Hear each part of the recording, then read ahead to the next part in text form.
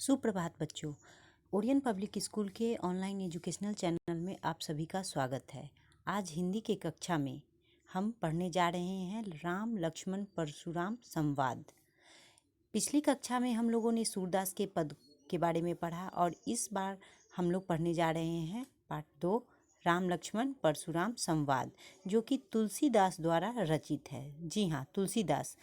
इनका जन्म उत्तर प्रदेश के बांदा जिले के राजापुर गांव के सन 1532 में हुआ था।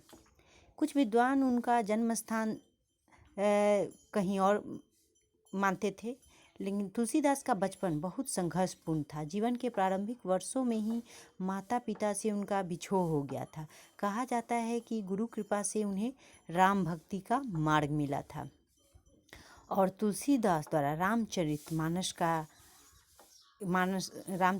की रचना भी की गई थी। उन्होंने तुलसीदास ने रामचरितमानस की अवधि में ही और विनय पत्रिका तथा कवितावली की रचना ब्रजभाषा में भी की है। उसी समय प्रचलित सभी काव्य रूपों को तुलसी की रचनाओं में देखा जा सकता है।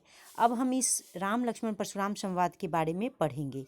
यह अंश बालकांड से लिया गया है। यह अंश कहाँ से लिया गया? बालकांड से। सीता जब अब बालकांड में कहाँ पे? तो सीता स्वयंवर में राम द्वारा शिव धनुष जब भंग हो जाता है, उसके बाद मुनि परशुराम को जब यह समाचार मिला तो वे ज़्यादा क्रोधित हो गए और वो क्रोधित होकर वहाँ आते हैं। फिर शिव धनुष को खंडित देखकर वे आपे से बाहर हो जाते हैं। फिर राम और लक्ष्मण विनय और विश्वामित्र के समझाने पर तथा राम की शक्ति की परीक्षा लेकर अंततः उनका गुस्सा क्या होता है? शांत हो जाता है।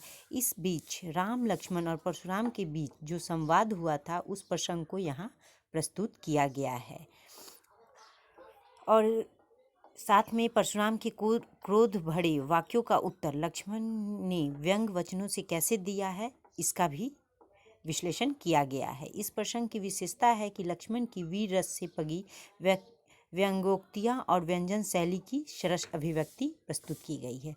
तो हम लोग इस संवाद का प्रथम चरण पढ़ते हैं, जो कि है नाथ शंभु धनु भंजनी हारा होई है केउ एक दास तुम्हारा। आइए सु कही किन मोही सुनी रिसाई बोले मुनि कोही। सेवक सो जो करे सेवकाई अरि करनी करी करई लड़ाई। सुनहु राम जेहि शिव धनु तोड़ा सहस बाहु सम सो रिपु मोरा। सो बिलगाऊ बिहाई समाज न त मारे जइहे सब राज। सुनी मुनि बचन लखन मुस्काने बोले परशु धरहि अवमाने। बहु धनहि तोरी लड़िकाई कबू न असी ऋषि किन्हीं गोसाई। एहि धनु पर ममता केहि हेतु सुनी रिसाई कहूँ भृगु कुल केतु। रे नृप बालक काल बस बोलत तो ही न संभार। धनु ही सम रिपुराधीनु विदित सकल संसार। जी हाँ, इस प्रसंग में उन्होंने कहा है कि जैसे ही मतलब परशुराम के क्रोध को देखकर श्री राम बोले, हे नाथ शिव जी के धनुष को तोड़ने वाला, आपका कोई एक ही दास होगा। क्या आज्ञा है, मुझसे क्यों नहीं कहते हैं? क्या आज्ञा है, मुझसे क्यों नहीं कहती? यह सुनकर मुनि क्रोधित होकर बोले कि सेवक वह होता है जो सेवा करे, शत्रु का काम करके तो लड़ाई ही करना चाहिए। हे राम सुनो, जिसने शिव जी के धनुष को तोड़ा है वह सहस्त्रबाहु के समान मेरा शत्रु है। वह इस समाज को छोड़कर अलग हो जाए, नहीं तो सभी राजा मारे जाएंगे। परशुराम के वचन को सुनकर लक्ष्मण जी मुस्काते हैं, यानी कि सुनी मुनि वचन लखन मुस्काने। परशुराम के वचन सुनकर लक्ष्मण जी मुस्कुराए और उनका अपमान करते हुए बोले, बचपन में हमने बहुत सी धनुहियाँ तोड़ डाली, किंतु आपने ऐसा क्रोध कभी नहीं किया। इसी धनुष पर इतनी ममता किस कारण से है? यह सुनकर भृंगवश की ध्वजा स्वरूप परशुराम जी क्रोधित होकर कहने लगे, क्या कहने लगे? रे नृप बालक काल बस बोलत तही न संभार। धनु ही सम त्रिपुरारी धनु विदित सकल संसार। अरे राजपुत्र, काल के वश में होकर भी तुझे बोलने में कुछ होश नहीं है? सारे संसार में विख्यात शिव जी का यह धनुष क्या धनु ही के समान है? फिर क्या होता है? लखन कहा हसी हमरे जाना, सुनहु देव सब धनुष समाना। का क्षति लाभु जन धनु तोड़े, देखा राम नयन के भोरे, छुअत टूट रघुपति ही न दोसु, मुनि बिनु काज करेउ कत रोसु। बोली चितय परसु की ओरा, रे सट सुनहि सुभाउ न मोरा। बालकु बोली बधौ न तो नहीं तो ही, केवल मुनि जर जानहि मोही। बाल ब्रह्मचारी अति कोही, विश्व विदित क्षत्रिय कुलद्रोही। भुजबल भूमि भूप बिन किन्ही, विपुल बाढ़ मोहि दिन्हि दिन्हि। सहस्त्र बाहु भुज छेद निहारा, परसु बिलोकी महिप कुमारा। मातु पितहि जानी सोच बस, करसि महिष किशोर। गर्भ न के अर्भक दलन, परसु मोर अति घोर। अब प्रस्तुत पंक्तियों में उन्होंने क्या कहा है कि लक्ष्मण जी ने तब हंसकर कहा, हे देव सुनिए। मतलब लखन कहा हंसी हमरे जाना। मतलब उन्होंने हंसकर कहा कि हे देव सुनिए, हमारे जान में तो सभी मतलब उनके जानकारी में तो सभी धनुष एक समान है। पुराने धनुष के तोड़ने में क्या हानि और क्या लाभ होता है।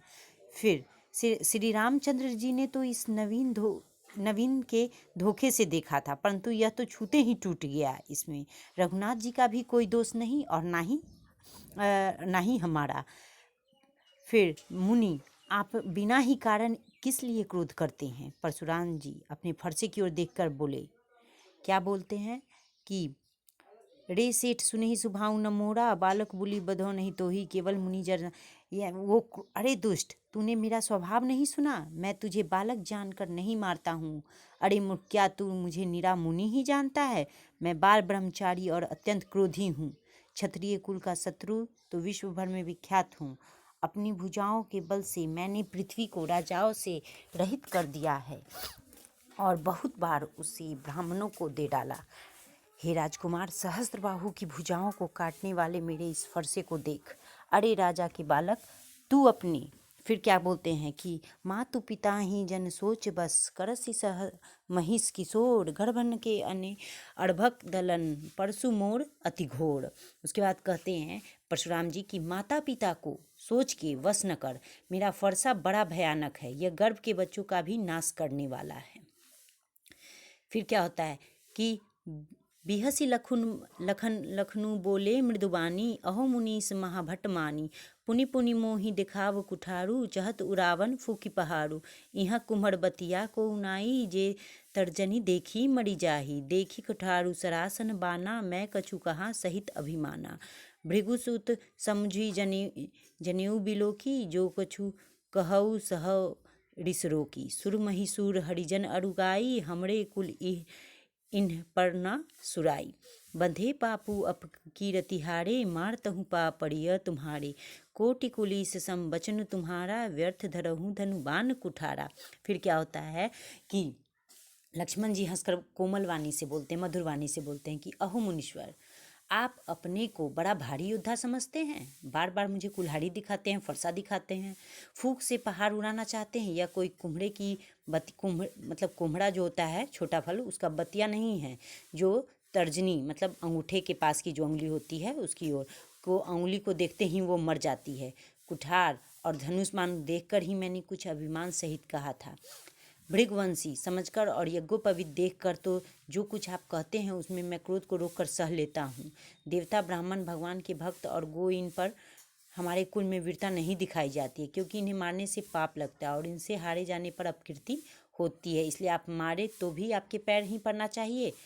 आपका एक एक वचन ही करोड़ों वज्रों के समान है। धनुष बाण और कुठार तो आप ही व्यर्थ ही धारण करते। इन्हें देखकर मैंने कुछ अनुचित कहा हो तो उसे हे धीर माफ़ करे। लेकिन फिर क्या होता है कि जो बिलो की अनुचित कहूँ, क्षमहु महामुनि धीर। सुनी सरोस भृगुवंशमणि, बोले गिरा गंभीर। यानी कि ये लक्ष्मण जी कहते हैं कि मतलब आपका एक एक वचन तो वज्रों के समान है। अगर मैंने कुछ गलत कहा है तो कृपया कर हमें मतलब कुछ अनुचित कहा है तो हे महामुनि, मैं आपको भुजंग से मतलब मैं आपसे क्षमा प्रार्थी हूँ, लेकिन इस तरह का विचार आप छोड़ दीजिए। और इन्हें देख मतलब तो उसे धीर महामुनि क्षमा कीजिए। यह सुनकर भृंगवंश मुनि जो होते हैं परशुराम जी, मतलब जब लक्ष्मण जी की इस बात को सुनते हैं तब वो क्या कहते हैं, सुनी सरोस भृंग बस मणि, बोले गिरा गंभीर।